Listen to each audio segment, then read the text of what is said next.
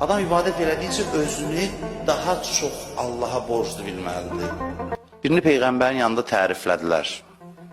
Adamlar gəlib danışırdı, filan yerdə filan kəs var, abid adamdır, zahid adamdır, mömin adamdır, belə namaz qılır, belə oruç tutur, belə ibadət eləyir. Peyğəmbər baxır, Mədinədə yaşayır o adam. Peyğəmbərin qısa cavabına baxın, deyir ki, mən tanımıram onu.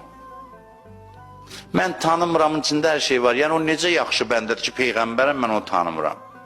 Ola bilər fiziki təması olmasını, amma bütün yaxşı, salih bəndələri Peyğəmbər tanıyır. Peyğəmbər buyurur, tanımıram, yenə əl çəkmirlər. Yenə deyir, o bilirsiniz necə belədir, filandır, filandır, filandır, deyir, bir dəfə göstərərsiniz mən onu.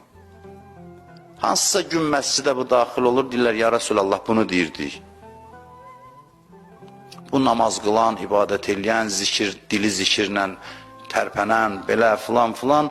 Peyğəmbər baxır ona deyir, sən and verirəm Allaha düzünü de. Sən ürəyində belə bir his var ki, mən hamıdan üstünəm. Bir bəli var.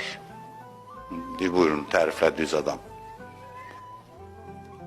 İbadət sonra bir üstünə olur, sonra gedir xəvaricdən olur, əleyhissalamdan vuruşur. Bu dilindən zikir düşməyən adam. İbadət bu halı yaradırsa adama şeytanın ibadətidir. Və bu şeytanın ibadətinin nəyin nəticəsidir? Allahın rəhmətini hiss etmədən edilən ibadət.